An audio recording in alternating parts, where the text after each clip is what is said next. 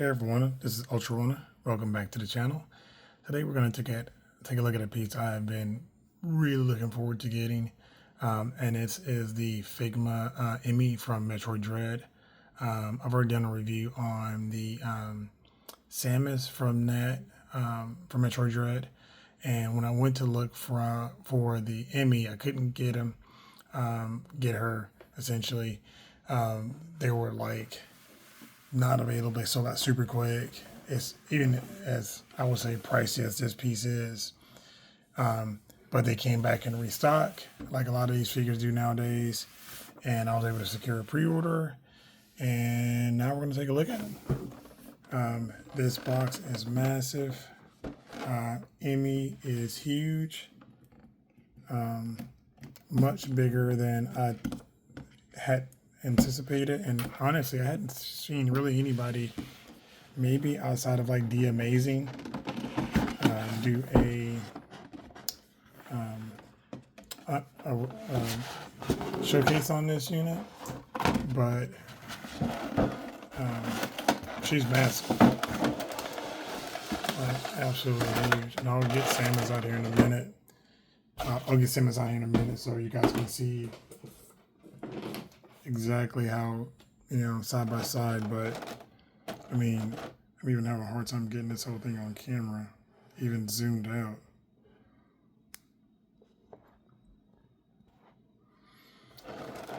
Let's see.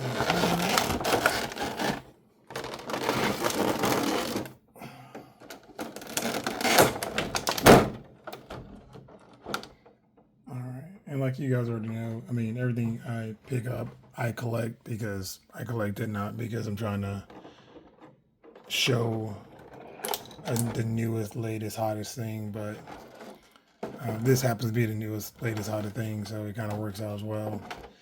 Let me get her out here. Man, this is pretty neat. So, comes with the Figma stand, and of course articulated arm. Probably ports into her back, just like, yeah, right here, ports into the back, just like it does for Samus. Samus has the same kind of thing. I'll just get her accessories out, try to get some of this stuff out of the way. You've got the head for when you, of course, if you play the game and you don't push a button in time, or to counter in time or parry, you will get stabbed by that. This is her normal look when she's just walking through the area. And then there's two other pieces in here, but I don't know what that goes to. Maybe they're like shoulder clamps or something, but let me see if I can get those out. All right, so we got E.M.M.I and all reports out. So there's two little pieces here that I needed to remove. Let me see if I can zoom in here a little bit. Oh yeah, she's too big. I'm gonna leave her zoomed out. There's two little pieces here that you need to do one of the exchanges to add one of the parts. So again, you've got this piece here, and the way you swap these out, when you pull the head here, there are, let me zoom in here. There are four little posts, and two of the posts are bigger than the other two. You can see here. So what you do is you basically, and it matches up to the head, which has the same thing. You can see that two large openings and two small openings. So for alignment, essentially, you're just going to get the two big posts here, and you're going to just plug those into the openings there. Let me see if I can zoom out a bit.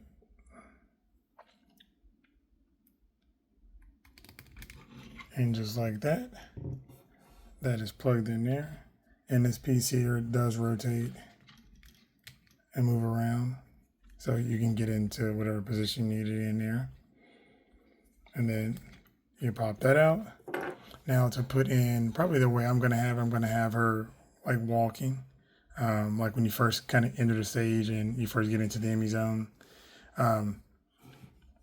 With this one, you take the original head, and there are 4 little purple pieces on here, and let me punch in. And here, 2 of them are glued and 2 of them aren't, so you kind of have to be careful when you go to pull. So that piece comes off, and then the opposite side comes off. Okay. And then that leaves you with 2 little kind of flanking tabs here. So what you do is there's 2 additional pieces that come in a box that have a little raised area, and I'll compare it to the one that came on it. It's got that little kind of like spiked area. So you're going to just push that down just like that, and the other side as well. Push it like that. Now that face piece has 2 slits in it there, and so you're going to take this piece here, and you're just going to slide that over those slots, and I'll do it without putting it on her face. And so you get it lined up, and you push it in. It's a really nice snug fit, and that's what it looks like from the front. And you'll take this, again, those 2 posts there, this original face, and you're going to lock those in.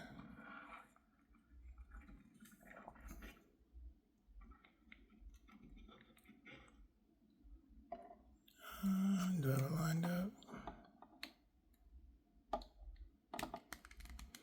There you go. And there she is with, like I say, her little face mask there. I'm just going to move this stuff here out of the way. So again, I'll have her crawling, but just kind of go over articulation. This thing is pretty complicated. They actually have instructions for you to remove the opposite arms and legs and swap them so you can get into certain poses. I'm not going to do all that right now just because I really kind of want to just spend some time with it, in detail and not right on camera. But you've got ball joint hips here. And move her arms out of the way. But just like in the game, there is a ton of articulation. It's got like a moving hydraulic system here for the back leg. And you've got a swing hinge here on the foot. The claws aren't individually articulated. No, I don't think they are, but it has a ball peg here. And you have the same thing here on, of course, the other leg. And in the upper body, you've got nice joint here. And then the shoulder pad, of course, is attached to it, but it is free floating, so you can move on its own. You've got the extension here for when she's, doing that weird kind of crawl. These fingers here are individually articulated, just at the palm, but there doesn't seem to be any other joints there. And then as far as the body, those little shoulder pads here move over the back. It's got a nice little kind of cable here. I don't think any of the stuff here moves. But just the texture and the detail. Let me see if I can kind of punch in and get some light here. This texture around here is great, like added, like kind of like 3D look to it. Just adds a lot of just detail. The spinal area here is very flexible, just like, like she moved in the game. And I tell you what, it's not super heavy, so it's actually, I thought there might be some die cast in this thing, but there's no die cast in it. Not that it said or anybody actually mentioned it, but I just kind of figured maybe a little bit. But what I would definitely say is this is, like, it feels very premium. Very cool. Like I said, if you played Dread, let me zoom out again. If you play Dread, these things, when you heard that little music going into that area, you're like, oh my God, it was just crazy, you know. But I love it. I'm a huge Metroid fan. Been a Metroid fan since the original Metroid. I played on my Nintendo, which I still have. And so this was definitely a great successor to that game. I really enjoyed it.